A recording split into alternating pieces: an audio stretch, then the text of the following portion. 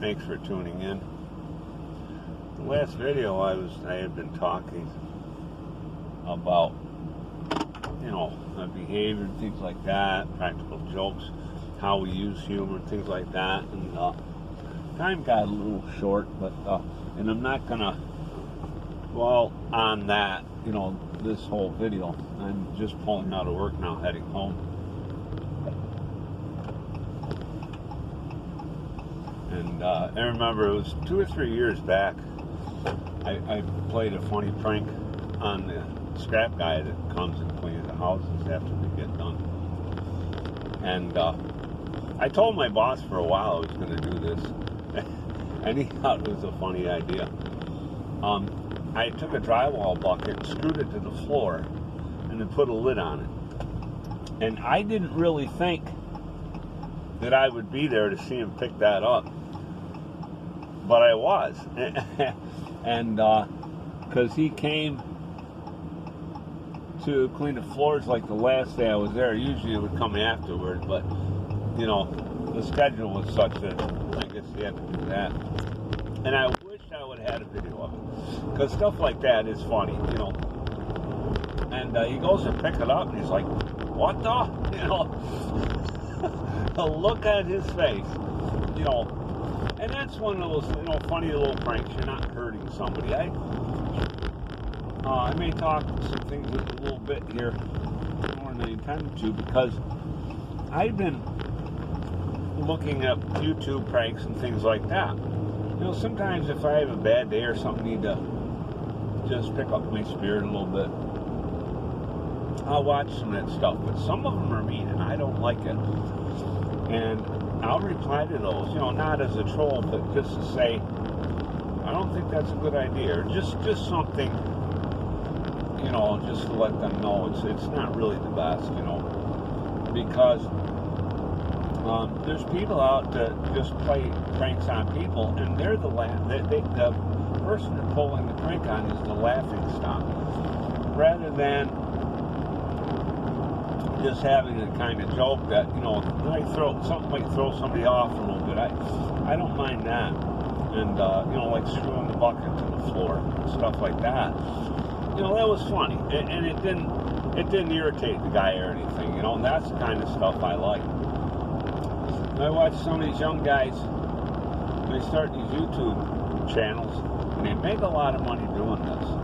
And they'll go out, look for young women and set them up to find out who the gold diggers are. Gold digger pranks. Okay, well, I'm like, I saw some of this stuff. This one, the guy did this. He hands this young lady a shovel. She goes, "What's this for?"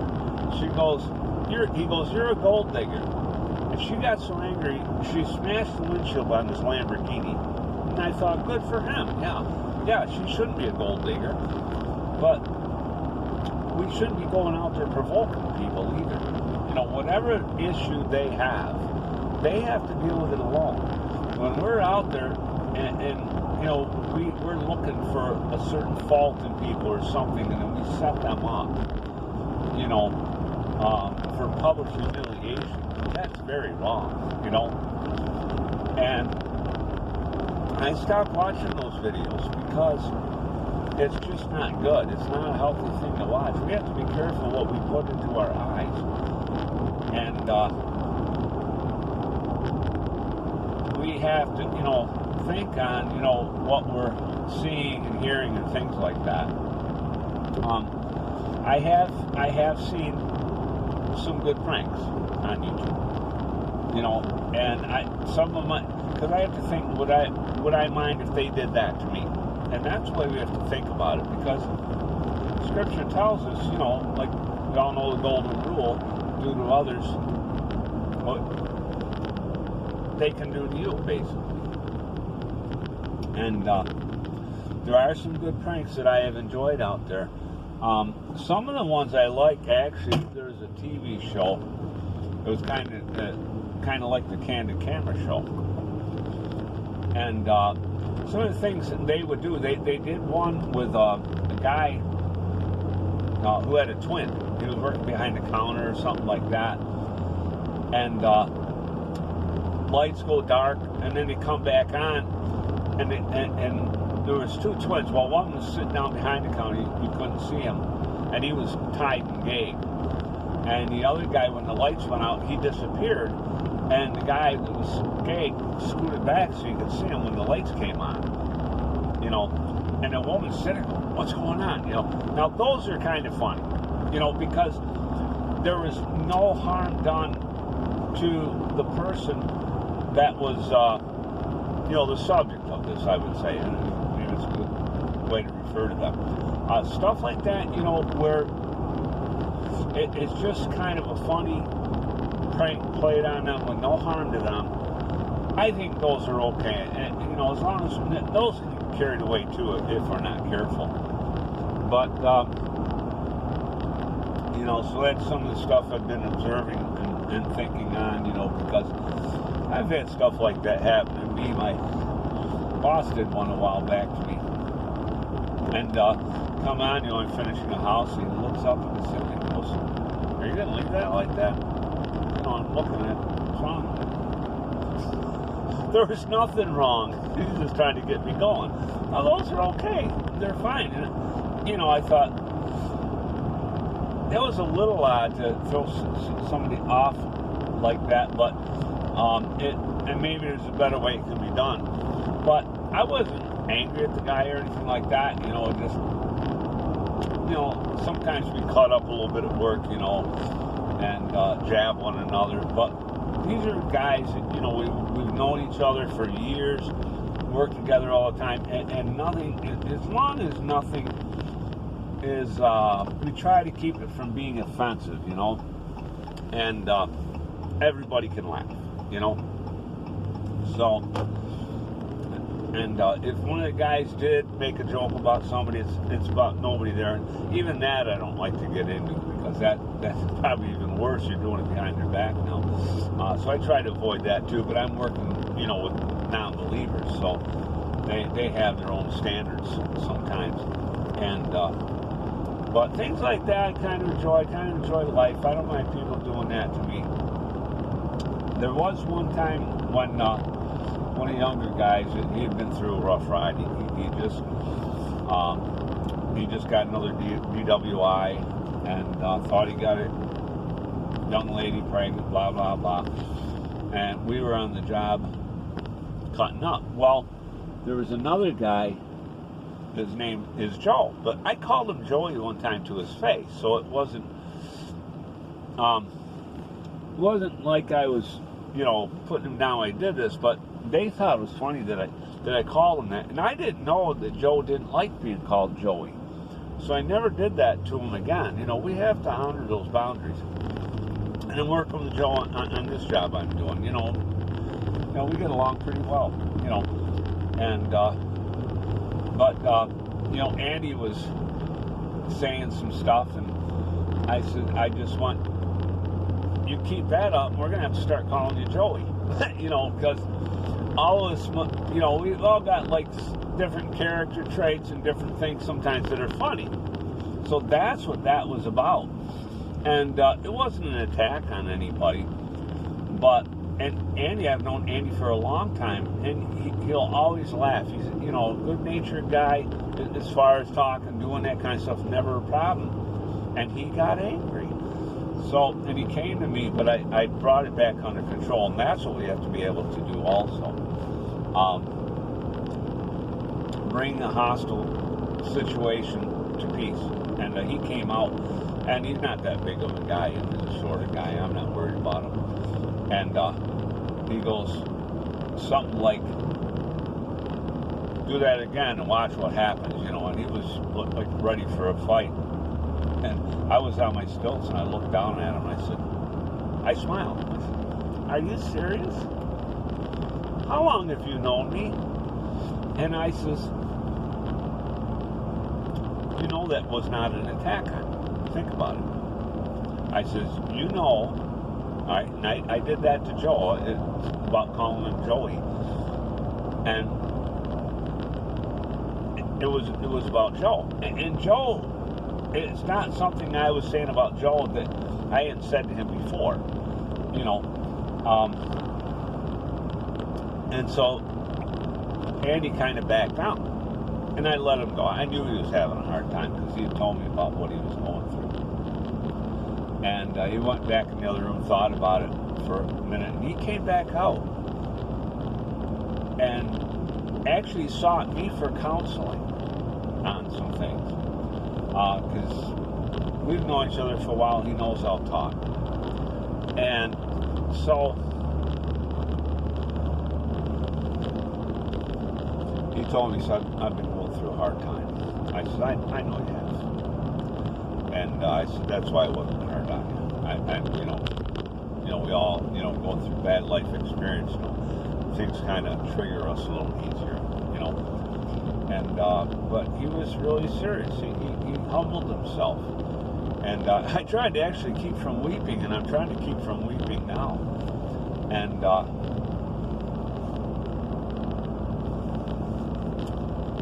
he actually asked me, he says, can I be forgiven? And I says, yes. I said, as far as I'm concerned, I'm not offended in what you did. But I think he wanted to know if he could be forgiven by the Father. And I says, we can, when we repent, turn away, seek his forgiveness.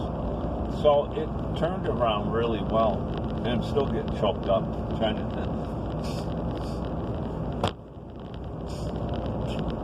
I'm sorry.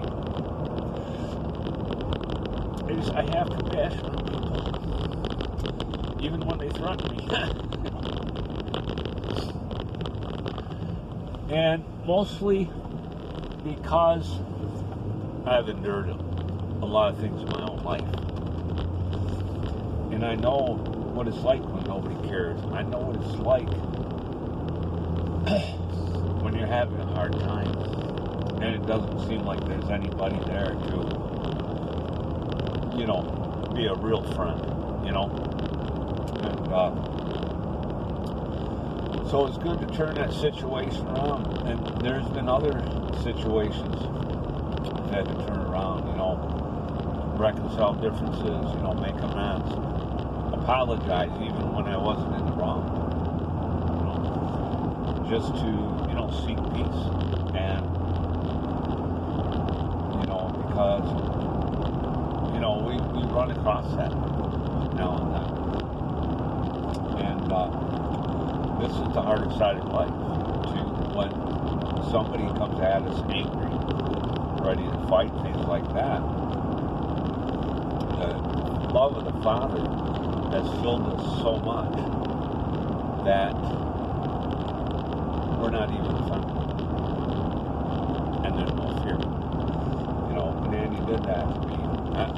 Natural, and by the Spirit within me, I smiled. And Scripture says, a soft answer turns away wrath, and I can guarantee that works. Unless you haven't outright provoked somebody, to a very hostile level, sometimes something, you were doing, which was always normal with that person for the past 10 years, all of a sudden changes, something going on in your life, Because as you get to know people, and I don't believe in, just because we get to know people, they need to endure more with us. No, I don't think that way. When we usually meet people, we're usually on our best behavior. I try to be on my best behavior with that person 10 years later. And I think that's how we all need to be. And it's important that we're always at our best, and we get to know people, and if we do cut up a little bit, we don't, insult or things like that, and we do have to be sensitive when people are having a hard time. So even if, we're carrying on like we always have, and something changed that other person, we need to be kind. Not point the finger, but I've had to try to find a way to reach people without fear like that. And that's one of the things the Father did to me, because my boss at work, we're working on it now, was 20 years. I think I met him one time in the bank. That was a long time ago. I remember his truck, remembered him. And he has a good perspective on life. He's not perfect, he's not spiritual, but he's got a very good perspective on life. And I had pulled into the parking lot. That was back in a time when I was working out fear, trying to not be nervous because, you know, the abuse that I endured from a narcissistic dad, malignant narcissistic dad, had affected me. And I mean, I've come out of that since, and that's why I'm able to respond kindly in hostile situations now. But I had come in the parking lot, and it was a one-way. There were signs of it there. And he'd come in the wrong way. And I was trying to, you know, I know we can talk to people and say, did you realize you did this and that? You know, there's nothing wrong with that. But because of some of that fear I had of me, you know, you got a dad, you ask me a question, all of a sudden, wham, you backhand you right in the face. Yeah. I had come out of that kind of fear. So, you know, when I said to him, I said, you realize that you came in against a one-way or something like that. And he goes, where's that? Because my voice was shaky. His response was actually better than a lot of people's. He goes, where's that? I didn't see it. Well, it was obvious to me you didn't see it, you know. And he goes, are you having a bad day? And I'm trying to be as calm as I can be. I said, well, I don't know, possibly you're having a bad day. You know, but it was friendly. It was neither of us got upset. He held the door for me, and I held the next door for him, you know. And you know, later on, after I'd been working for him, I told him, I said, I think I met you one time a long time ago. And I said, you know, I said something about coming parking lot the wrong way. Your response was far better than most people. See? And that's the spirit of an excellent man. Scripture talks about this. Sometimes I'll have to look that verse up. If I think of it, I'll post it below this video. But that's what we have to have, an excellent spirit, excellent morals. A friend of mine on Facebook, Paul Nissan, he talks about that. Excellent morals. He talks about that in one of his videos. And we have to see those things. We really need to, you know, rise above this flesh, walk in the spirit, and improve ourselves every day so that we can, you know, not rise up against our enemies, you know, not defend ourselves when the Father defends us. We defend the Father and He defends us. We see that in the life of Messiah.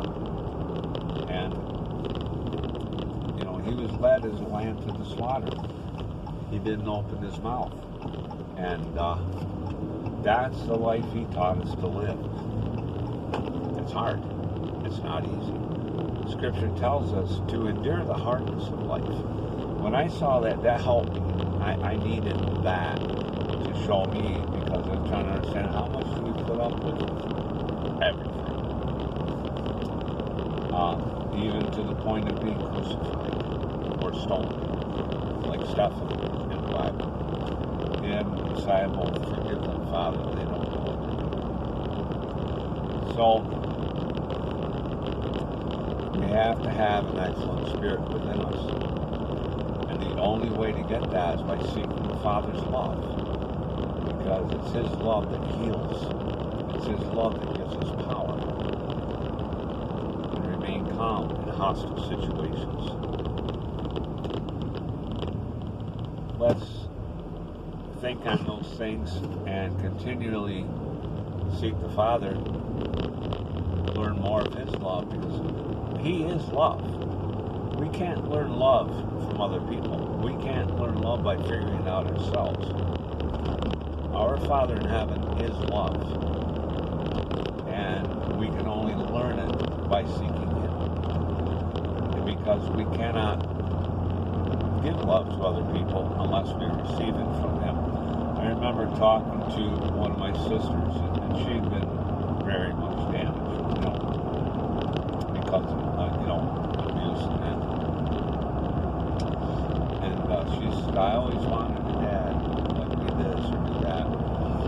And I says, stop desiring that. I says, because you'll just cut yourself short. And I says, our dad couldn't give that to you because he didn't have it within him. I says, you need to stop expecting it. And I realized that because I had to do the same thing. We are going to be lonely and sad and depressed when we expect somebody to be something they can't be. And that's one of the most valuable things I've had to learn in life. And I shared that with my sister. Her name is Crystal. She didn't like her name. But when we were little, my dad and mom divorced, and my dad got custody. And my mom used to write to us. And she told me one time that, she chose, good names, because my mom didn't like her name either. Her name was Geraldine. She changed it, later to Elohim. I think when she got remarried or something, divorced from my dad or whatever. I think that was her middle name. And my sister was kind of the same way. She liked her little name, her middle name. And my mom told me that, when she chose her name, she chose a masculine name for me and a feminine name for my sister.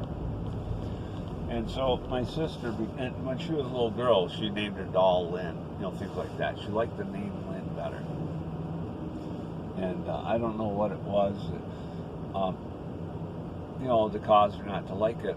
But I tried to help her a little bit, encourage her, and I says, well, think about it. Take a set of crystal glasses or a pitcher of crystal, made with crystal. I says, it's very beautiful. And I says, your name, Crystal, is a very beautiful name. And I explained to her the letter that our mom had written to me when we were little. And, about her choosing a feminine name for her.